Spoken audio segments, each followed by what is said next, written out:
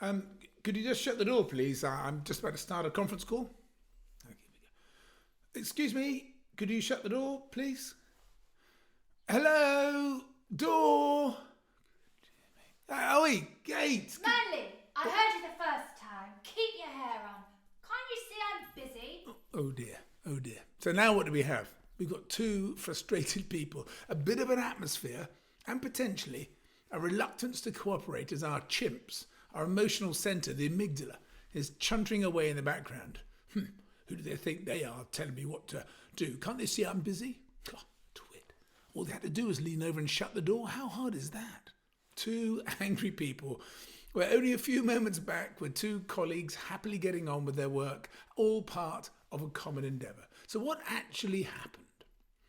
A story, as you know, is 20 times more powerful as a way of sharing and embedding a learning. So let me tell you a story.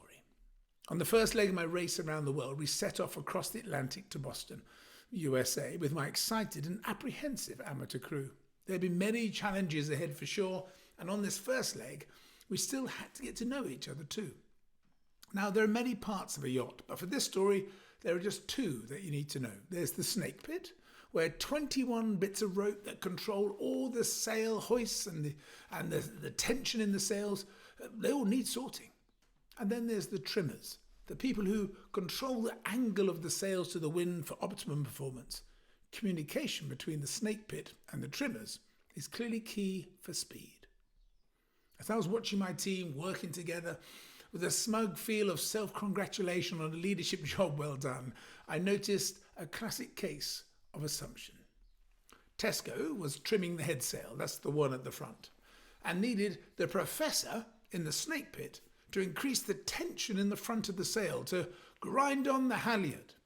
So in your mind, picture the scene too. The wind was building, the sea was growing. All around you there's activity and conversations as other parts of the crew do their bit. Spray was now coming on board and reaching as far as the helmsman at the back of the boat. The snake pit was by now a wet and exposed place to be, and the conversation went like this. Tesco. Hey, Prof, could you wind on the Yankee halyard a touch, please? Professor. Nothing.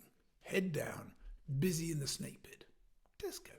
Hey, Prof, could you wind on the Yankee halyard? Professor, still nothing, but clearly busy. Tesco, now his tone changing and clearly getting frustrated, voice raised. Hey, Prof, wind on the Yankee. The professor, annoyed, shouts back, all right, I heard you first time. Can't you see I'm busy? Stop shouting at me.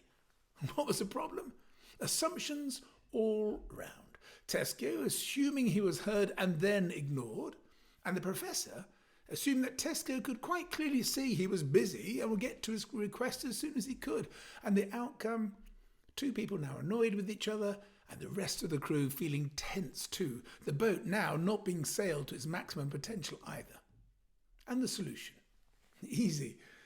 If we do hear, then we must acknowledge. Even if it's just to say, hang on a minute, I'll get to it.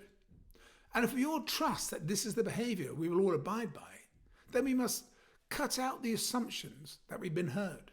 Always acknowledge every communication.